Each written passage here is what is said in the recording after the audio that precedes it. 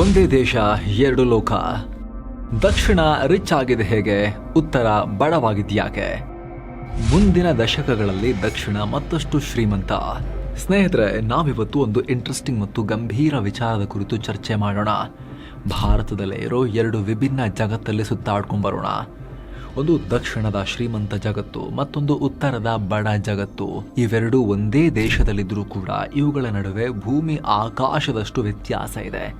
ಹಾಗೆ ನೋಡಿದ್ರೆ ಉತ್ತರದಲ್ಲಿ ಗಂಗಾ, ಯಮುನಾದಂತಹ ದೊಡ್ಡ ದೊಡ್ಡ ನದಿಗಳಿವೆ, ಅಪಾರ ನೀರಿದೆ, ಖನಿಜ ಸಂಪನ್ಮೂಲಗಳಿವೆ. ದಕ್ಷಿಣದಲ್ಲಿ ನೀರಿನ ದೊಡ್ಡ ಸಮಸ್ಯೆ ಇದೆ. ಕಾವೇರಿ ನೀರಿಗಾಗಿ ಕರ್ನಾಟಕ ಮತ್ತು ತಮಿಳುನಾಡಿನ ನಡುವೆ ಕಾನೂನು ಹೋರಾಟದ ಕುರಿತು ನಿಮಗೂ ಗೊತ್ತಿದೆ. ಎಲ್ಲ ರಾಜ್ಯಗಳ ನಡುವೆನೂ ಸೌತಲ್ಲಿ ಪ್ರಾಬ್ಲಮ್ ಜಾಸ್ತಿ ಇದೆ. ದಕ್ಷಿಣದಲ್ಲಿ ಖನಿಜ ಸಂಪತ್ತು ಕೂಡ ಅಷ್ಟಕ್ಕಷ್ಟೇ. ಮಧ್ಯ ಮತ್ತು ಈಶಾನ್ಯ ಭಾಗದಲ್ಲಿ ಖನಿಜ ಸಂಪತ್ತು ಜಾಸ್ತಿ. ಹಾಗಿದ್ರೂ ಕೂಡ ದಕ್ಷಿಣ ಭಾರತ ಉತ್ತರ ಭಾರತಕ್ಕಿಂತ ಬಹುಪಾಲು ಶ್ರೀಮಂತ. ದಕ್ಷಿಣದಲ್ಲಿ ಸಂಗ್ರಹ ಆಗೋ ತೆರಿಗೆಯಲ್ಲಿ ಉತ್ತರ ಭಾರತ ನಡೀತಾ ಇದೆ. ಹಾಗಿದ್ರೆ ದಕ್ಷಿಣದಲ್ಲಿ ಅಂತಹದ್ದೇನಿದೆ, ಉತ್ತರದಲ್ಲಿ ಅಂಥದ್ದು ಏನಿಲ್ಲ? ಈ ಎರಡರ ನಡುವಿನ ವ್ಯತ್ಯಾಸ ಏನು, ವ್ಯತ್ಯಾಸಕ್ಕೆ ಕಾರಣ ಏನು, ಎಲ್ಲವನ್ನ ನೋಡ್ತಾ ಹೋಗೋಣ ಸ್ನೇಹಿತರೆ. ನೀವು ನೋಡ್ತಾ ಇದ್ದೀರಾ ಮಸ್ತ್ ಮಗ ಚಾನಲ್. ನಾನು ಅಮರ್ ಪ್ರಸಾದ್. ಇಲ್ಲಿ ನಾವು ದಕ್ಷಿಣ ಭಾರತ ಅಂತ ಹೇಳಿದ್ರೆ 5 ರಾಜ್ಯಗಳನ್ನ ಮುಖ್ಯವಾಗಿ ತಗೊಳ್ಳೋಣ. ತಮಿಳುನಾಡು, ಕೇರಳ, ಕರ್ನಾಟಕ, ಆಂಧ್ರ, ತೆಲಂಗಾಣ. ಅಫ್ಕೋರ್ಸ್ ಪುದುಚೇರಿ ಇದೆ, ಯೂನಿಯನ್ ಟೆರಿಟರಿ. ನಾವಿಲ್ಲಿ ಮುಖ್ಯವಾಗಿ ದೊಡ್ಡ ರಾಜ್ಯಗಳನ್ನ ಮಾತ್ರ ಇಟ್ಕೊಂಡಿದ್ದೇವೆ. ಇನ್ನು ಉತ್ತರ ಭಾರತವಾಗಿ ನಾವು ಉತ್ತರ ಪ್ರದೇಶ, ಬಿಹಾರ, ರಾಜಸ್ಥಾನ, ಹರಿಯಾಣ, ಪಂಜಾಬ್, ಜಾರ್ಖಂಡ್, ಛತ್ತೀಸ್ಗಢ, ಮಧ್ಯಪ್ರದೇಶ ಮತ್ತು ಪಶ್ಚಿಮ ಬಂಗಾಳವನ್ನ ತಗೊಳ್ಳೋಣ. ಮಹಾರಾಷ್ಟ್ರ, ಗೋವಾ, ಗುಜರಾತ್ ಇವೆಲ್ಲ ವೆಸ್ಟರ್ನ್ ಸ್ಟೇಟ್, ಪಶ್ಚಿಮದ ರಾಜ್ಯಗಳು ಅಂತ ಹೇಳಿ ಇವುಗಳನ್ನ ಗುರುತಿಸಲಾಗುತ್ತೆ. ಉತ್ತರ ಭಾರತ ಅಂತ ಅವುಗಳನ್ನ ಕರೆಯಲ್ಲ ಆಕ್ಚುಲಿ. ಸೊ ಈಗ ಶುರು ಮಾಡೋಣ ಬನ್ನಿ. ದಕ್ಷಿಣದ 5 ರಾಜ್ಯಗಳಲ್ಲಿ ಒಟ್ಟು 27 ಕೋಟಿ ಜನಸಂಖ್ಯೆ ಇದೆ. UN ವರ್ಲ್ಡ್ ಪಾಪ್ಯುಲೇಷನ್ ಪ್ರಾಸ್ಪೆಕ್ಟ್ಸ್ ನ ಅಂದಾಜಿನ ಪ್ರಕಾರ ಭಾರತದ ಪ್ರಸ್ತುತ ಜನಸಂಖ್ಯೆ 147 ಕೋಟಿ. ಇದು ಅಂದಾಜು, ನಿಖರ ಮಾಹಿತಿಯಲ್ಲ. ಈ ಪೈಕಿ ದಕ್ಷಿಣ ಭಾರತದಲ್ಲಿ 18.9% ಜನಸಂಖ್ಯೆ ಇದೆ. ಆದರೆ ಸಣ್ಣ ಜನಸಂಖ್ಯೆ ಭಾರತದ GDPಗೆ ಭರ್ತಿ 32% ಕಾಂಟ್ರಿಬ್ಯೂಟ್ ಮಾಡ್ತಾ ಇದೆ. ಅಥವಾ ಈ 5 ರಾಜ್ಯಗಳ GSDP ದೇಶದ GDPಯ 32%ಗೆ ಸಮನಾಗಿದೆ. ಈ ರಾಜ್ಯಗಳ ಒಟ್ಟು GDP 104 ಲಕ್ಷ ಕೋಟಿ ರೂಪಾಯಿ. ಆದರೆ ಉತ್ತರದ 9 ರಾಜ್ಯಗಳ ಜನಸಂಖ್ಯೆ 79 ಕೋಟಿ. ಇದು ಭಾರತದ 53%. ಆದರೆ ಈ 53% ಪಾಪ್ಯುಲೇಷನ್ ಭಾರತದ GDPಗೆ ಕೊಡುವ ಕೊಡುಗೆ ಜಸ್ಟ್ 36%. ಇವುಗಳ ಒಟ್ಟು GDP 119 ಲಕ್ಷ ಕೋಟಿ. ಸ್ಪಷ್ಟವಾದ ವ್ಯತ್ಯಾಸ. ದಕ್ಷಿಣದ ಜನಸಂಖ್ಯೆ ಕಮ್ಮಿ, ಆದರೆ ಉತ್ಪಾದನೆಯಾಗೋ ಸಂಪತ್ತು ಜಾಸ್ತಿ. ಉತ್ತರದಲ್ಲಿ ಜನಸಂಖ್ಯೆ ಜಾಸ್ತಿ, ಆದರೆ ಅವರು ಸಂಪತ್ತನ್ನು ಜಾಸ್ತಿ ಉತ್ಪತ್ತಿ ಮಾಡ್ತಾ ಇಲ್ಲ, ಕಮ್ಮಿ ಉತ್ಪತ್ತಿ ಮಾಡ್ತಿದ್ದಾರೆ. ಏನು ಕಾರಣ ಈ ವ್ಯತ್ಯಾಸಕ್ಕೆ? ದಕ್ಷಿಣದವರು ಯಾಕೆ ಜಾಸ್ತಿ ದುಡ್ಡು ಗಳಿಸ್ತಾರೆ, ಉತ್ತರದವರ ಸಂಪಾದನೆ ಯಾಕೆ ಕಮ್ಮಿ ಇದೆ? ಭಾರತದ 2 ಪ್ರದೇಶಗಳಲ್ಲಿ ಹುಟ್ಟುವ ಮಗು ಅದು ಹೇಗೆ ಡಿಫ್ರೆಂಟ್ ಆಗಿ ಬೆಳೆಯುತ್ತೆ, ಅದನ್ನು ನೀವು ತಿಳ್ಕೊಳ್ಳೇಬೇಕು ಸ್ನೇಹಿತರೆ. ಇದೇ ಎಲ್ಲವನ್ನ ಹೇಳುತ್ತೆ ಸ್ಟೋರಿಯನ್ನ. ಉದಾಹರಣೆಗೆ ಉತ್ತರ ಭಾರತ ಮತ್ತು ದಕ್ಷಿಣ ಭಾರತದಲ್ಲಿ ತಲಾ ಒಂದೊಂದು ಹೆಣ್ಣು ಮಗು ಜನಿಸಿದ್ರು ಅಂತ ಇಟ್ಕೊಳ್ಳೋಣ. ಈ ಮಗು ದಕ್ಷಿಣದಲ್ಲಿ ಬದುಕಿ ಬೆಳೆಯುವ ಚಾನ್ಸಸ್ ಜಾಸ್ತಿ. ಯಾಕಂದರೆ ಸೌತ್ನಲ್ಲಿ ಶಿಶು ಮರಣ ಪ್ರಮಾಣ ಕಮ್ಮಿ. 2023ರ ಸ್ಯಾಂಪಲ್ ರಿಜಿಸ್ಟ್ರೇಷನ್ ಸಿಸ್ಟಮ್ ಅಂಕಿಅಂಶದ ಪ್ರಕಾರ ಕೇರಳದಲ್ಲಿ ಹುಟ್ಟೋ ಪ್ರತಿ 1,000 ಮಕ್ಕಳಲ್ಲಿ 1 ವರ್ಷದ ಒಳಗಡೆ ಕೇವಲ 5 ಮಕ್ಕಳು ಮಾತ್ರ ಪ್ರಾಣ ಕಳ್ಕೊಳ್ಳೋದು. ಇದು ಅಮೆರಿಕಾಗಿಂತ ಕಮ್ಮಿ. ತಮಿಳುನಾಡಿನಲ್ಲಿ 12, ಕರ್ನಾಟಕ 14, ತೆಲಂಗಾಣ 18, ಆಂಧ್ರದಲ್ಲಿ 19 ಮಕ್ಕಳು ಈ ರೀತಿ 1 ವರ್ಷ ಕಂಪ್ಲೀಟ್ ಮಾಡೋಕ್ಕಿಂತ ಮುಂಚೆ ಜೀವ ಕಳ್ಕೊಳ್ತವೆ. ಆದರೆ ಇದೇ ಮಗು ಉತ್ತರದಲ್ಲಿ ಜನಿಸಿದ್ರೆ ಇದು 1 ವರ್ಷದ ಒಳಗಡೆ ಸಾಯುವ ಅಪಾಯ ಜಾಸ್ತಿ. ಯಾಕಂದರೆ ಉತ್ತರ ಪ್ರದೇಶ, ಮಧ್ಯಪ್ರದೇಶ ಮತ್ತು ಛತ್ತೀಸ್ಗಢದಂಥ ರಾಜ್ಯಗಳಲ್ಲಿ ಶಿಶು ಮರಣ ಪ್ರಮಾಣ 1 ವರ್ಷದ ಒಳಗಡೆ ಹುಟ್ಟಿದ ಮೇಲೆ ಅವರು ಸಾಯೋದು 37 ಇದೆ 1000ದಲ್ಲಿ. ಈಗಲೂ ಇದರಲ್ಲಿ ದೊಡ್ಡ ಬದಲಾವಣೆ ಆಗಿಲ್ಲ. ಇಲ್ಲಿಗಿಂತ ಹಲವು ಪಟ್ಟು ಜಾಸ್ತಿ. ಇನ್ನು ಉತ್ತರಕ್ಕೆ ಹೋಲಿಸಿದ್ರೆ ದಕ್ಷಿಣ ಭಾರತದಲ್ಲಿ ಹುಟ್ಟೋ ಮಗು ಹುಟ್ಟುತ್ತಲೇ ತನ್ನ ತಾಯಿಯನ್ನು ಕಳೆದುಕೊಳ್ಳುವ ಸಾಧ್ಯತೆ ಕೂಡ ನಾರ್ತ್ಗಿಂತ ಇಲ್ಲಿ ಕಮ್ಮಿ. ಯಾಕಂದರೆ ದಕ್ಷಿಣದಲ್ಲಿ ತಾಯಂದಿರ ಮರಣ ಅನುಪಾತ, ಮ್ಯಾಟರ್ನಲ್ ಮಾರ್ಟಲಿಟಿ ರೇಟ್ ಕಮ್ಮಿ ಇದೆ. ಪ್ರತಿ 1 ಲಕ್ಷ ಜನನಕ್ಕೆ 70ಕ್ಕಿಂತಲೂ ಕಮ್ಮಿ ಇದೆ. ಆದರೆ ಈ ಪ್ರಮಾಣ ಛತ್ತೀಸ್ಗಢ, ಮಧ್ಯಪ್ರದೇಶ, UP, ಬಿಹಾರ, ಪಂಜಾಬ್, ಹರಿಯಾಣ ಮತ್ತು ರಾಜಸ್ಥಾನಗಳಲ್ಲಿ ಡಬಲ್ ಇದೆ. ಕ್ರಮವಾಗಿ ಹೇಳ್ತೀವಿ ನೋಡಿ. ಸೇಮ್ ಸ್ಟೇಟ್ಸಲ್ಲಿ 146, 142, 141, 104, 90, 89, 86 ಇದೆ. ದಕ್ಷಿಣದಲ್ಲಿ ಹುಟ್ಟೋ ಮಗುವಿಗೆ ಉನ್ನತ ಶಿಕ್ಷಣ ಸಿಗೋ ಸಾಧ್ಯತೆ ಜಾಸ್ತಿ. ಯಾಕಂದರೆ ಇಲ್ಲಿ ಕಾಲೇಜುಗಳ ಸಂಖ್ಯೆಯೂ ಜಾಸ್ತಿ. ಉತ್ತರಕ್ಕೆ ಹೋಲಿಸಿದರೆ ದಕ್ಷಿಣದಲ್ಲಿ ಮೆಡಿಕಲ್ ಕಾಲೇಜುಗಳು, ಆಸ್ಪತ್ರೆಗಳು ಮತ್ತು ವೈದ್ಯರ ಸಂಖ್ಯೆ ಜಾಸ್ತಿ ಇದೆ. ಸೌತಲ್ಲಿ ಪ್ರತಿ 400-500 ಜನರಿಗೆ ಒಬ್ಬ ವೈದ್ಯರಿದ್ದಾರೆ. ಆದರೆ ಉತ್ತರ ಪ್ರದೇಶ, ಬಿಹಾರದಂಥ ರಾಜ್ಯಗಳಲ್ಲಿ ಪ್ರತಿ 2,000 ಜನರಿಗೆ ಕೇವಲ ಒಬ್ಬ ವೈದ್ಯರಿದ್ದಾರೆ. ದಕ್ಷಿಣದಲ್ಲಿ ಹೈಯರ್ ಎಜುಕೇಷನ್ಗೆ ದಾಖಲಾಗುವ ವಿದ್ಯಾರ್ಥಿಗಳ ಸಂಖ್ಯೆ ಭರ್ತಿ 40-51% ತನಕ ಇದೆ. ಆದರೆ ಉತ್ತರ ಪ್ರದೇಶ ಮತ್ತು ಬಿಹಾರದಲ್ಲಿ ಈ ಪ್ರಮಾಣ ಜಸ್ಟ್ 24-17%. ದಕ್ಷಿಣದಲ್ಲಿ ಹುಟ್ಟೋ ಮಗು ಉನ್ನತ ಶಿಕ್ಷಣ ಪಡೆದ ಬಳಿಕ ಒಳ್ಳೆ ವೇತನದ ಜಾಬನ್ನು ಪಡೆಯೋ ಚಾನ್ಸಸ್ ಜಾಸ್ತಿ. ಇದೇ ಮಗು ಉತ್ತರದಲ್ಲಿ ಹುಟ್ಟಿದ್ರೆ ಉನ್ನತ ಶಿಕ್ಷಣ ಪಡೆಯದೆ ಕೂಲಿ ಮಾಡೋ ಸಾಧ್ಯತೆ ಜಾಸ್ತಿ. ಆ ಕೂಲಿಯಲ್ಲೂ ಉತ್ತರದಲ್ಲಿ ಸಂಬಳ ಕಮ್ಮಿ ಇದೆ. RBI ಡೇಟಾ ಪ್ರಕಾರ ದಕ್ಷಿಣ ಭಾರತೀಯರ ತಲಾ ಆದಾಯ 2,66,000ದಿಂದ 3,87,000 ರೂಪಾಯಿ ತನಕ ಇದೆ. ದಕ್ಷಿಣದಲ್ಲಿ ತೆಲಂಗಾಣ ಮೊದಲ ಸ್ಥಾನದಲ್ಲಿದ್ದರೆ ಆಂಧ್ರ ಲಾಸ್ಟ್ ಇದೆ. ಉತ್ತರದಲ್ಲಿ ಬಿಹಾರದ ಜನರ ತಲಾ ಆದಾಯ 70,000 ರೂಪಾಯಿ ಇಡೀ ವರ್ಷಕ್ಕೆ. UP ಅವರದು 1,08,000, ಮಧ್ಯಪ್ರದೇಶದವರದ್ದು 1,52,000. ಎಷ್ಟೊಂದು ವ್ಯತ್ಯಾಸ ಇದೆ ನೋಡಿ. ಒಂದೇ ದೇಶ, ನಮ್ಮದೇ ಸಹೋದರ ಸಹೋದರಿಯರು, ಆದರೆ ಇಲ್ಲಿಗಿಂತ ಬಹಳ ಕಮ್ಮಿ ಸಂಪಾದನೆ ಮತ್ತು ಜೀವನ ಮಟ್ಟ ಉತ್ತರದಲ್ಲಿ. ಇಷ್ಟು ಮಾತ್ರ ಅಲ್ಲ, ದಕ್ಷಿಣದಲ್ಲಿ ಹುಟ್ಟೋ ಹೆಣ್ಣು ಮಗುವಿಗೆ ಉದ್ಯೋಗ ಸಿಗೋ ಸಾಧ್ಯತೆಯೂ ಅಧಿಕ. ಯಾಕಂದರೆ ದಕ್ಷಿಣದಲ್ಲಿ ಉದ್ಯೋಗ ಮಾಡುವ ಮಹಿಳೆಯರ ಪ್ರಮಾಣ ಹೆಚ್ಚಿದೆ. ಕರ್ನಾಟಕ ಮತ್ತು ತಮಿಳುನಾಡಿನಲ್ಲಿ ಇದು 25-30% ಇದ್ದರೆ ಉತ್ತರ ಪ್ರದೇಶ, ಬಿಹಾರದಲ್ಲಿ ಕೇವಲ 10-15% ಇದೆ. ಸೊ ಈ ರೀತಿ ಆರ್ಥಿಕತೆ ಮತ್ತು GDP, ಮಾನವ ಅಭಿವೃದ್ಧಿ ಸೂಚ್ಯಂಕ ಈ ಎಲ್ಲದರಲ್ಲೂ ದಕ್ಷಿಣ ಉತ್ತರಕ್ಕಿಂತ ತುಂಬ ಮುಂದೆ ಇದೆ. ಇಲ್ಲಿ ಅಂಕಿಅಂಶಗಳು ಸುಳ್ಳು ಹೇಳಲ್ಲ. ಜೊತೆಗೆ ಉತ್ತರ ಜನ ಉದ್ಯೋಗ ಅರಸಿ ದಕ್ಷಿಣಕ್ಕೆ ಜಾಸ್ತಿ ವಲಸೆ ಬರೋದು ಕೂಡ ಇನ್ನೊಂದು ಎವಿಡೆನ್ಸ್ ಇದೆ. ಇನ್ನು ಕೆಲವರು ದಕ್ಷಿಣ ಭಾರತವನ್ನು ಯುರೋಪ್ಗೆ ಹೋಲಿಸಿದ್ರೆ ಉತ್ತರ ಭಾರತವನ್ನು ಆಫ್ರಿಕಾಗೆ ಹೋಲಿಸ್ತಾರೆ. ಒಂದೇ ದೇಶದಲ್ಲಿನ ಈ ವ್ಯತ್ಯಾಸ ಮುಂದಿನ ದಶಕಗಳಲ್ಲಿ ಇನ್ನೂ ಹೆಚ್ಚಾಗೋ ಎಲ್ಲ ಸಾಧ್ಯತೆ ಇದೆ. ಆಕ್ಸ್ಫರ್ಡ್ ಎಕನಾಮಿಕ್ಸ್ ಫೋರ್ಕಾಸ್ಟ್ ಪ್ರಕಾರ ಮುಂದಿನ ದಶಕಗಳಲ್ಲಿ ದಕ್ಷಿಣ ಇನ್ನಷ್ಟು ಶ್ರೀಮಂತವಾಗುತ್ತೆ.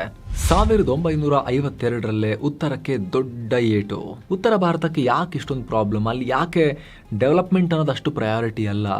ಯಾಕೆ ಈ ಸೂಚ್ಯಂಕಗಳೆಲ್ಲ ಎಕ್ಸ್ಪ್ಲೇನ್ ಮಾಡಿದ್ವಲ್ಲ ನಾವು, ಮಾನವ ಅಭಿವೃದ್ಧಿಯ ಈ ಸಂಗತಿಗಳು ಯಾಕಷ್ಟೊಂದು ಅಲ್ಲಿ ಮುಖ್ಯ ಆಗಲ್ಲ, ಯಾಕೆ ಹಿಂದುಳಿದಿದ್ದಾರೆ ಅಂತ ಚರ್ಚೆ ಬಂದಾಗ ಒಂದಷ್ಟು ಉತ್ತರಗಳನ್ನು, ಸಮರ್ಥನೆಗಳನ್ನು ಕೊಡಲಾಗುತ್ತೆ. ಅದರಲ್ಲಿ ನೀವು ತುಂಬ ಜನ ಕೇಳಿರ್ಬೋದು, ದಾಳಿಕೋರರ ವಿರುದ್ಧ ನಿರಂತರವಾಗಿ ಫೈಟ್ ಮಾಡಿದ್ದು ಉತ್ತರ ಭಾರತ, ಹಾಗಾಗಿ ಅಲ್ಲಿನ ಸೊಸೈಟಿ ಮತ್ತು ಅದರ ಮೈಂಡ್ಸೆಟ್ಟೇ ಬೇರೆ ಥರ ಇದೆ, ತುಂಬ ಟೈಮ್ ಬೇಕು. ಆ ಒಂದು ಜಸ್ಟಿಫಿಕೇಶನ್ ಕೇಳಿರ್ಬೋದು ನೀವು. ಜೊತೆಗೆ 1952ರಲ್ಲಿ ನಡೆದ ಅದೊಂದು ಬೆಳವಣಿಗೆ ಕಡೆಗೂ ಕೂಡ ಬೊಟ್ಟು ಮಾಡಿ ತೋರಿಸಲಾಗುತ್ತೆ.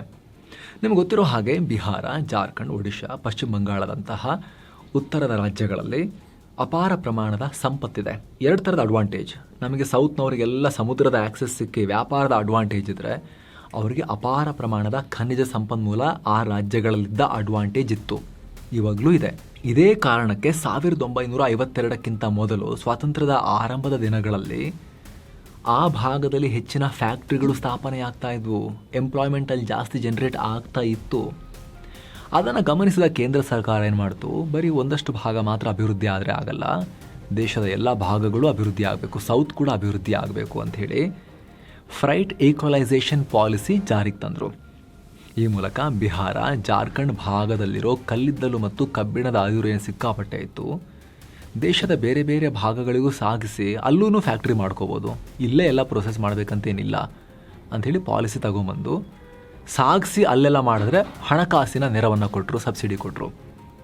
ಹೀಗಾಗಿ ಪೋರ್ಟ್ಗಳು ಹತ್ತಿರ ಇರೋ ಪಶ್ಚಿಮ ಮತ್ತು ದಕ್ಷಿಣ ಭಾರತದ ರಾಜ್ಯಗಳಲ್ಲಿ ಹೆಚ್ಚೆಚ್ಚು ಫ್ಯಾಕ್ಟ್ರಿಗಳು ತಲೆ ಎತ್ತಿದ್ವು. ಬಿಹಾರ, ಜಾರ್ಖಂಡ್ ಗಣಿಗಾರಿಕೆಗೆ ಸೀಮಿತ ಆದವು. ಯಾಕಂದರೆ ಅದಿರನ್ನು ತೋಡಿ ತೆಗೆದ ಮೇಲೆ ಅದಿರನ್ನು ಸಾಗಿಸೋಕೆ ಕೇಂದ್ರ ಸರ್ಕಾರ ದುಡ್ಡು ಕಾಸು ಕೊಟ್ಟು ಹೆಲ್ಪ್ ಮಾಡಿದ್ರಿಂದ, ಸಬ್ಸಿಡಿ ಕೊಟ್ಟಿದ್ದರಿಂದ ಸಾರಿಗೆ ವೆಚ್ಚ ಕಮ್ಮಿ ಆಯಿತು. ಇದರ ಪರಿಣಾಮ ಪಶ್ಚಿಮ ಭಾರತ ಮತ್ತು ದಕ್ಷಿಣ ಭಾರತ ಮಾತ್ರ ಕೈಗಾರಿಕಾ ಕ್ಷೇತ್ರದಲ್ಲಿ ವೇಗವಾಗಿ ಬೆಳೆದವು. ಜೊತೆಗೆ ಈ ಸಬ್ಸಿಡಿ ಸರ್ಕಾರಕ್ಕೂ ದೊಡ್ಡ ಹೊರೆಯಾಗಿತ್ತು. ಅದೇ ಟೈಮ್ನಲ್ಲಿ ಎಕನಾಮಿಕ್ ರಿಫಾರ್ಮ್ಸ್ ಕೂಡ ಜಾರಿಗೆ ಬಂದವು. ಆಮೇಲೆ ಈ ಕಾರಣಗಳಿಂದ 1993ರಲ್ಲಿ ಫ್ರೈಟ್ ಈಕ್ವಲೈಸೇಷನ್ ಪಾಲಿಸಿಯನ್ನು ಬಂದ್ ಮಾಡಲಾಯಿತು. ಆದರೆ ಅಷ್ಟೊತ್ತಿಗಾಗಲೇ 1993ನಲ್ಲಿ ತೆಗೆದಿರೋದಲ್ವಾ, ಆಲ್ಮೋಸ್ಟ್ 30-40 ವರ್ಷ ಪೆಟ್ಟು ತಿಂದಾಗಿತ್ತು, ದೊಡ್ಡ ಡ್ಯಾಮೇಜ್ ಆಗಿ ಹೋಗಿತ್ತು. ಇದು ಒಂದು ಕಾರಣ, ಹೌದು, ಒಪ್ಕೊಳ್ಬೇಕು. ಆದರೆ ಇದು ಒಂದೇ ಕಾರಣ ಅಲ್ಲ. ಇದರೊಂದಿಗೆ ಮೂಲ ಸೌಕರ್ಯ ಕೊರತೆ, ಕೈಗಾರಿಕಾ ನೀತಿಗಳ ವೈಫಲ್ಯ, ಕಳಪೆ ಹೂಡಿಕೆಯ ವಾತಾವರಣ, ಅದಕ್ಷ ಆಡಳಿತ, ಕಾರ್ಮಿಕ ಕೌಶಲ್ಯದ ಅಭಾವ, ಮಾರುಕಟ್ಟೆಗಳ ಸಂಪರ್ಕದ ಕೊರತೆ, ಸರ್ಕಾರದ ಪ್ರಯಾರಿಟಿಗಳು ಅಭಿವೃದ್ಧಿ ಆಗಿಲ್ಲದೆ ಇರೋದು, ಇದೆಲ್ಲವೂ ಕೂಡ ಉತ್ತರ ಹಿಂದೆ ಬಿದ್ದಿರೋದಕ್ಕೆ ಕಾರಣ ಹೌದು. ಅದೆರಡೇ ಪಾಯಿಂಟ್ ಇಟ್ಕೊಂಡು 100 ವರ್ಷ ಕಳೀತಾ ಹೋದರೆ ಉತ್ತರಕ್ಕೇನೆ ಡ್ಯಾಮೇಜ್. ಬೇಗ ಅದನ್ನು ಅಲ್ಲಿಗೆ ಬಿಟ್ಟುಬಿಟ್ಟು ಮುಂದೇನು ಮಾಡಬೇಕು ಅನ್ನೋದ್ರ ಬಗ್ಗೆ ಫೋಕಸ್ ಮಾಡಬೇಕು. ಮುಖ್ಯವಾಗಿ ಅಲ್ಲಿನ ಜನ ಮತ್ತು ಸರ್ಕಾರ. ದಕ್ಷಿಣ ಮುಂದುವರಿಯೋ ಕಾರಣ ಇಲ್ಲಿನ ಜನ ಮತ್ತು ಸರ್ಕಾರಗಳೇ ಅಲ್ವಾ? ಹಾಗಿದ್ರೆ ದಕ್ಷಿಣದ ರಾಜ್ಯ ಸರ್ಕಾರಗಳು ವಿಭಿನ್ನವಾಗಿ ಏನು ಮಾಡಿದ್ವು ಉತ್ತರ ಕಂಪೇರ್ ಮಾಡಿದ್ರೆ? ಅದನ್ನು ಕೂಡ ಉದಾಹರಣೆ ಸಮೇತ ಎಕ್ಸ್ಪ್ಲೇನ್ ಮಾಡ್ತೀವಿ ನೋಡಿ. The Karnataka model. ಸ್ನೇಹಿತರೆ, ದಕ್ಷಿಣ ಭಾರತ ಅಂದರೆ ಮೊದಲು ಕರ್ನಾಟಕ ರಾಜಧಾನಿ ಬೆಂಗಳೂರು ಕಣ್ಮುಂದೆ ಬರುತ್ತೆ. ಈ ಸಿಲಿಕಾನ್ ಸಿಟಿ ಒಂದೇ ದಿನ ಎದ್ದು ನಿಂತಿಲ್ಲ. ಇದರ ಹಿಂದೆ ದಶಕಗಳ ಪ್ಲಾನಿಂಗ್ ಮತ್ತು ಪರಿಶ್ರಮ ಇದೆ. ಕರ್ನಾಟಕದ ಗ್ರೋತ್ ಸ್ಟೋರಿ ಶುರುವಾಗೋದು ಸ್ವಾತಂತ್ರ್ಯ ಪೂರ್ವ ಕಾಲದಿಂದ. ಬ್ರಿಟಿಷರ ಅಧೀನದಲ್ಲಿದ್ದುಕೊಂಡೇ ಮೈಸೂರು ರಾಜ್ಯವನ್ನು ಆಳಿದ್ದ ಒಡೆಯರ್ ಸಂಘರ್ಷಗಳಿಗೆ ಮುಖ ಮಾಡದೆ ಆರ್ಥಿಕ ಕ್ರಾಂತಿ ಕಡೆಗೆ ಫೋಕಸ್ ಮಾಡಿದ್ರು. ಅದರಲ್ಲೂ ಕೂಡ ನಾಲ್ವಡಿ ಕೃಷ್ಣರಾಜ ಒಡೆಯರ್ ಮೈಸೂರು ಪ್ರಾಂತ್ಯದಲ್ಲಿ 1902ರಲ್ಲೇ ಶಿವನ ಸಮುದ್ರ ಹೈಡ್ರೋ ಎಲೆಕ್ಟ್ರಿಕ್ ಪವರ್ ಪ್ಲಾಂಟ್ ಕಟ್ಟಿದ್ರು. 1905ರಲ್ಲೇ ಬೆಂಗಳೂರಿನ ರಸ್ತೆಗಳಲ್ಲಿ ವಿದ್ಯುತ್ ದೀಪವನ್ನು ಬೆಳಗಿಸಿದ್ರು. KRS ಡ್ಯಾಮ್ ನಿರ್ಮಿಸಿದ್ರು. Mysore soap factory, sandalwood oil factory ಸ್ಥಾಪಿಸಿದ್ರು. HALಗೂ ಫೌಂಡೇಶನ್ ಸ್ಟೋನ್ ಹಾಕಿದ್ರು. 1916ರಲ್ಲೇ ಮೈಸೂರು ಯೂನಿವರ್ಸಿಟಿ ಸ್ಥಾಪಿಸಿ ಶಿಕ್ಷಣಕ್ಕೆ ಒತ್ತು ಕೊಟ್ಟರು. ಬೆಂಗಳೂರಿನಲ್ಲಿನ ಇಂಡಿಯನ್ ಇನ್ಸ್ಟಿಟ್ಯೂಟ್ ಆಫ್ ಸೈನ್ಸ್ಗೂ ಹಣಕಾಸಿನ ಹೆಲ್ಪ್ ಮಾಡಿದ್ರು. 1913ರಲ್ಲೇ ಪ್ರಾಥಮಿಕ ಶಿಕ್ಷಣವನ್ನು ಉಚಿತ ಮತ್ತು ಕಡ್ಡಾಯಗೊಳಿಸಿದ್ರು. 1913ರಲ್ಲಿ 113 ವರ್ಷಗಳಿಗಿಂತ ಹಿಂದೆ ಸ್ವಾತಂತ್ರ್ಯ ಸಿಕ್ಕ ಬಳಿಕವೂ ಆ ಟ್ರೆಂಡನ್ನು, ಪರಂಪರೆಯನ್ನು ಕಂಟಿನ್ಯೂ ಮಾಡಲಾಯಿತು. 1990ರಲ್ಲಿ IT ಬೂಮ್ ಬರೋ ಹೊತ್ತಿಗೆ ಕೂಲ್ ಬೆಂಗಳೂರಿನ ಸುತ್ತಮುತ್ತ ವಿದ್ಯಾವಂತರ ದೊಡ್ಡ ಪಡೆನೇ ತಲೆ ಎತ್ತಿ ನಿಂತ್ಕೊಂಡಿತ್ತು. ಇಂಗ್ಲಿಷ್ ಬಲ್ಲವರ ಸಂಖ್ಯೆ ಹೆಚ್ಚಾಗಿತ್ತು. ಜೊತೆಗೆ ಕರ್ನಾಟಕ ಸರ್ಕಾರ IT ಹೂಡಿಕೆಗೆ ಅನುಕೂಲ ಮಾಡಿಕೊಡ್ತು. ಬೇರೆಲ್ಲೂ ಇಲ್ಲದಷ್ಟು ತೆರಿಗೆ ವಿನಾಯಿತಿ ಕೊಡ್ತು. ರಸ್ತೆ, ನೀರು, ವಿದ್ಯುತ್ ಸರ್ವಿಸ್ ಎಲ್ಲ ಕೊಡ್ತು. ಇದರ ಫಲವಾಗಿ ಬೆಂಗಳೂರು ಎಷ್ಟು ಬೇಗ ಶ್ರೀಮಂತವಾಗಿ ಬೆಳೀತು ಅಂದರೆ ನಿಮಗೆಲ್ಲ ಗೊತ್ತೇ ಇದೆ. IT, startup, AI, aerospace, innovation ಎಲ್ಲ ಕ್ಷೇತ್ರಗಳನ್ನು ಕೂಡ ಬೆಂಗಳೂರು ಆವರಿಸ್ಕೊಳ್ತು. ಅಥವಾ ಬೆಂಗಳೂರಲ್ಲಿ ಆ ಎಲ್ಲ ಕ್ಷೇತ್ರಗಳು ಆವರಿಸ್ಕೊಂಡ್ವು. ಭಾರತದ ನಂಬರ್ 1 ನಗರವಾಗಿ ಬೆಳೀತಾನೆ ಇದೆ. ಅಸಲಿಗೆ ಇಲ್ಲೇನಾಯಿತು, ಕರ್ನಾಟಕದ ದೊಡ್ಡ ಭಾಗ ಉತ್ತರ ಕರ್ನಾಟಕ, ಅದನ್ನು ಆಳಿದ ಅಲ್ಲೂ ರಾಜರಿದ್ರಲ್ಲ ಈ ಹೈದರಾಬಾದ್ನ ನಿಜಾಮರು, ಅವರು ತಿಗಣೆಗಳ ಥರ ಜನರನ್ನ ಹೀರಿದ್ರು ನಿಜಾಮರು ಮತ್ತು ಬ್ರಿಟಿಷರು. ಒಂದು ವೇಳೆ ಆ ಪ್ರದೇಶವು ಮೈಸೂರು ಪ್ರಾಂತ್ಯದ ರೀತಿ ಅಭಿವೃದ್ಧಿಯಾಗಿದ್ದರೆ ಕರ್ನಾಟಕ ಇನ್ನಷ್ಟು ರಿಚ್ ಆಗಿರ್ತಾ ಇತ್ತು. ಆದರೆ ಇವತ್ತು ಕರ್ನಾಟಕದ ಒಳಗಡೆ 2 ಸಪರೇಟ್ ಪ್ರಪಂಚ ಇದ್ದಾವೆ, ನಾರ್ತ್ ಕರ್ನಾಟಕ, ಸೌತ್ ಕರ್ನಾಟಕ. ಹೆಚ್ಚಿನ ನಾರ್ತ್ ಕರ್ನಾಟಕದ ಭಾರವನ್ನು ದಕ್ಷಿಣ ಕರ್ನಾಟಕ, ಬೆಂಗಳೂರು ಹೊರ್ತಾ ಇದೆ. ಆ ಸಿಚುವೇಶನ್ ಇದೆ. ಅದಕ್ಕೆ ಎಗೇನ್ ಕಾರಣ ಆ ಭಾಗವನ್ನು ಅವತ್ತಾಳ್ತಾ ಇದ್ದ ಹೈದರಾಬಾದ್ನ ರಾಕ್ಷಸ ನಿಜಾಮರು. ವಿಶ್ವದ ಅತಿ ದೊಡ್ಡ ಶ್ರೀಮಂತ ಆ್ಯಕ್ಚುಲಿ ನಿಜಾಮ, ಆವಾಗ ವಿಶ್ವದ ಅತಿ ದೊಡ್ಡ ಶ್ರೀಮಂತ. ಆದರೆ ಪ್ರಜೆಗಳು ಮಾತ್ರ ಕೆಟ್ಟ ಪರಿಸ್ಥಿತಿಯಲ್ಲಿ ಪ್ರಜೆಗಳನ್ನು ಇಟ್ಟಿದ್ದಂತಹ ಕೆಟ್ಟ ರಾಜ. ಬ್ರಿಟಿಷರು ಕೂಡ ಬಹಳ ಏನು ಅಭಿವೃದ್ಧಿ ಮಾಡಲಿಲ್ಲ ಉತ್ತರ ಕರ್ನಾಟಕದಲ್ಲಿ. ರೈಸಿಂಗ್ ತಮಿಳುನಾಡು. ಸ್ನೇಹಿತರೆ, ತಮಿಳುನಾಡು 1956ರಲ್ಲಿ ಆಗಿನ CM K Kamaraj, Congress CM ಆಗ ಕೆ ಕಾಮರಾಜ್ ಅವರು ಆಲ್ ಇಂಡಿಯಾ ಲೆವೆಲ್ನ ಅತಿ ದೊಡ್ಡ ಲೀಡರ್ ಆಗಿದ್ರು. ಅವರು PM ಕ್ಯಾಂಡಿಡೇಟ್ ಕೂಡ ಆಗಿದ್ರು ಹೆಚ್ಚು ಕಮ್ಮಿ. ಬಟ್ ಅವರೇ ಹಿಂದೇಟ್ ಹಾಕಿದ್ರು. ಇಲ್ಲಾರ ಅವ್ರು PM ಆಗದೇ ಯಾರು ತಡಿಲಿಕ್ಕೆ ಆಗ್ತಾ ಇರಲಿಲ್ಲ. ನನಗೆ ತಮಿಳು ಬಿಟ್ಟರೆ ಬೇರೆ ಭಾಷೆಗಳೆಲ್ಲ ಅಷ್ಟೊಂದು ಮ್ಯಾನೇಜ್ ಮಾಡೋಕ್ಕೆ ಆಗಲ್ಲ ಅಂತೇಳಿ ಹಿಂದೇಟ್ ಹಾಕಿದ್ರು ಅವರು. ಅದೇ ಕಾರಣಕ್ಕೆ ನೆಹರು ಅವರಾದಮೇಲೆ ಲಾಲ್ ಬಹದ್ದೂರ್ ಶಾಸ್ತ್ರಿ ಅವರಾದಮೇಲೆ ಇಂದಿರಾ ಗಾಂಧಿ ಅವರು PM ಆಗ್ಲಿಕ್ಕಾಗಿದ್ದು. ಸೊ ಅಂಥ ಕಾಮರಾಜ್ ಅವರು 1956ರಲ್ಲಿ ಶಾಲೆಗಳಲ್ಲಿ ಮಿಡ್ ಡೇ ಮೀಲ್, ಮಧ್ಯಾಹ್ನದ ಬಿಸಿಯೂಟ ಕಾರ್ಯಕ್ರಮವನ್ನು ಜಾರಿಗೆ ತಂದರು 1956ನಲ್ಲಿ. ಆಮೇಲೆ DMK, AIADMK ಸರ್ಕಾರಗಳು ಕೂಡ ತಮಿಳುನಾಡಿನಲ್ಲಿ ಮಕ್ಕಳ ಬೆಳವಣಿಗೆ ಮತ್ತು ಶಿಕ್ಷಣಕ್ಕೆ ಪ್ರೋತ್ಸಾಹ ಕೊಟ್ಟರು. ಇಡೀ ದೇಶ ಆಮೇಲೆ ಅಲ್ಲಿಂದ ಫಾಲೋ ಮಾಡೋ ರೀತಿ ಆಯಿತು. ಅದನ್ನು ಕೈಗಾರಿಕೆಗಳಿಗೆ ಬೇಕಾದ ಕೌಶಲ್ಯವನ್ನು ಶಿಕ್ಷಣದ ಪ್ರಮುಖ ಭಾಗವಾಗಿ ಕಲಿಸಿದ್ರು. ಟೆಕ್ಸ್ಟೈಲ್ನಿಂದ ಆಟೋಮೊಬೈಲ್ ತನಕ ತಮಿಳುನಾಡು ಸರ್ಕಾರ ದಶಕಗಳಿಂದ ಬಂಡವಾಳ ಹೂಡಿಕೆಗೆ ಪ್ರೋತ್ಸಾಹ ಕೊಡ್ತಾ ಬಂದಿದೆ. ಇದೇ ಕಾರಣಕ್ಕೆ ಇವತ್ತು ತಮಿಳುನಾಡು ಇಡೀ ದೇಶದಲ್ಲಿ ಅತ್ಯಂತ ವೇಗವಾಗಿ ಬೆಳೀತಿರುವ ಆರ್ಥಿಕತೆಯಾಗಿ ಎಮರ್ಜ್ ಆಗಿದೆ. 2024-25ರಲ್ಲಿ ತಮಿಳುನಾಡಿನ GSDP ಭರ್ತಿ 11.19% ಬೆಳೆದಿದೆ. Kerala, land of education. Kerala Karnataka, Tamil Nadu ಥರ ಎಕನಾಮಿಕ್ ಸೂಪರ್ ಪವರ್ ಅಲ್ಲ ಅದು. ಆದರೆ ಕೇರಳ ಮಾನವ ಅಭಿವೃದ್ಧಿ ಸೂಚ್ಯಂಕದಲ್ಲಿ ಸೂಪರ್ ಪವರ್. ಕೇರಳದ ಸರ್ಕಾರಗಳು ಶಿಕ್ಷಣ ಮತ್ತು ಆರೋಗ್ಯಕ್ಕೆ ಬಹಳ ಮಹತ್ವ ಕೊಟ್ಟರು. ಕೇರಳದಲ್ಲಿ ಎಜುಕೇಷನ್ ಮುಗಿಸಿದ ಯುವಜನರು ದೊಡ್ಡ ಪ್ರಮಾಣದಲ್ಲಿ ಫಾರಿನಿಗೆ ಹಾರ್ತಾರೆ. ದೊಡ್ಡ ಪ್ರಮಾಣದಲ್ಲಿ ಫಾರಿನಲ್ಲಿ ಒಳ್ಳೊಳ್ಳೆ ಜಾಬ್ಸಲ್ಲಿ ನರ್ಸಿಂದ ಹಿಡಿದು ದೊಡ್ಡ ದೊಡ್ಡ ಡಾಕ್ಟರ್ಸ್ ತನಕ ಉದ್ಯಮಿಗಳ ತನಕ, ಸಿಇಒಗಳ ತನಕ ಎಲ್ಲ ಬೆಳೀತಾರೆ. ಆಮೇಲೆ ಆ ದುಡ್ಡನ್ನು ವಾಪಸ್ ಕೇರಳಕ್ಕೆ ಕಳಿಸ್ತಾರೆ. ರೆಮಿಟೆನ್ಸ್ ಚೆನ್ನಾಗಿ ಬರುತ್ತೆ ಕೇರಳಕ್ಕೆ. ದೊಡ್ಡ ದೊಡ್ಡ ಮನೆಗಳನ್ನು ಕಟ್ಕೊಳ್ತಾರೆ, ದೊಡ್ಡ ದೊಡ್ಡ ಎಸ್ಟೇಟ್ಗಳನ್ನು ಮೇಂಟೈನ್ ಮಾಡ್ತಾರೆ. ಆಮೇಲೆ ಕೇರಳಿಗರು ವ್ಯಾಪಾರದಲ್ಲೂ ಮುಂದೆ ಇದ್ದಾರೆ. ದಕ್ಷಿಣ ಭಾರತದ ಬೇರೆ ಬೇರೆ ರಾಜ್ಯಗಳಲ್ಲಿ ಬಿಸ್ನೆಸ್ ಮಾಡ್ತಾರೆ. ತೆಲಂಗಾಣ, ಆಂಧ್ರಗಳ ಬೆಳವಣಿಗೆ ಹಸಿವು. 2014ರಲ್ಲಿ ವಿಭಜನೆಯಾದ ಆಂಧ್ರ ಪ್ರದೇಶ ಮತ್ತು ತೆಲಂಗಾಣಗಳು ಈಗ ದಕ್ಷಿಣದ ಗ್ರೋತ್ ಎಂಜಿನ್ಸ್ ಆಗ್ತಿವೆ. ಒಂದು ಕಡೆ ರೇವಂತ್ ರೆಡ್ಡಿಯ ಲೀಡರ್ಶಿಪ್ ಅಲ್ಲಿ ತೆಲಂಗಾಣ ಸರ್ಕಾರ ಹೈದರಾಬಾದ್ ನಗರವನ್ನು ಭಾರತದ ಮತ್ತೊಂದು IT ಹಬ್ ಮಾಡೋಕ್ಕೆ ಪ್ರಯತ್ನ ಪಡ್ತಾ ಇದೆ. ಜಾಗತಿಕ IT ಕಂಪನಿಗಳಿಗೆ ಹೈದರಾಬಾದ್ ಸುತ್ತಮುತ್ತ ಬಂಡವಾಳ ಹೂಡೋಕೆ ಬೇಕಾದ ಅನುಕೂಲ ಕಲ್ಪಿಸುತ್ತಿದ್ದಾರೆ.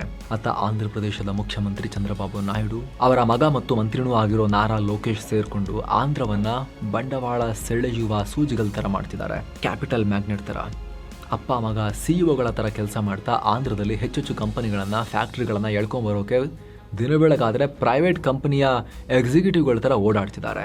ಈ 5 ರಾಜ್ಯಗಳ ಗ್ರೋತ್ ಸ್ಟೋರಿ ಒಂದೊಂದು ರಾಜ್ಯದ್ದು ಪ್ರತ್ಯೇಕ ವಿಡಿಯೋ ಮಾಡುವಷ್ಟಿದೆ ಸ್ನೇಹಿತರೆ.